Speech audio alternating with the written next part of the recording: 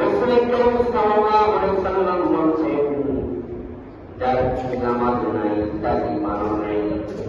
আপনি ঈমানদার, এটা প্রমাণ করে দেবেন।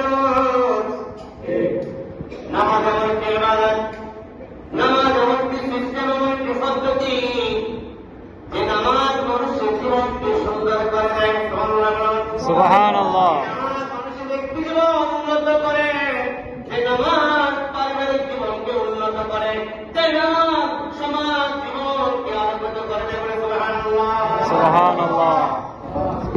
আপনার সন্তান আমার সাথে জড়িত, আপনার সন্তান মদের সাথে জড়িত, আপনার সন্তান জেনার সাথে জড়িত, আপনার সন্তান রাত 1টা 2টা বাসায় বেরে না, সংসারে এমন অত্যাচার শুরু করে দিয়েছে, বাবা সহ্য হয় না, ওই বাবা সন্তানকে হত্যা করতে বাধ্য হয়েছে। কথা বলা ঠিক না?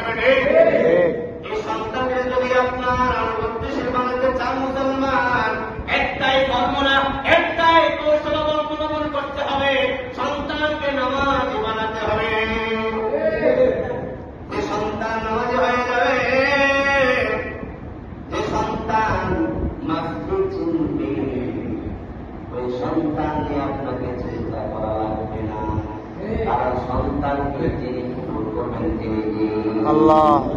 মহাগ্রন্থ কোরআনুল কারীমে 21 নম্বর পারা 29 নম্বর সূরা আনকাবুতের 45 নম্বর আয়াতে আল্লাহ ইরশাদ করেন, ইন্নাস সালাতা তানহা আনিল ফাহশাই ওয়াল মুনকার। মানুষকে যাবতীয় অন্যায় আসারে কাজ থেকে দূরে রাখে। সুবহানাল্লাহ। যে ছেলেটা নামাজি, ওই ছেলেটা মায়ের সাথে খারাপ ব্যবহার করার কথা না। যে বাবার সন্তান নামাজি, ওই সন্তান কোনদিন বাবার চোখ মুখে তাকিয়ে কথা বলবে না।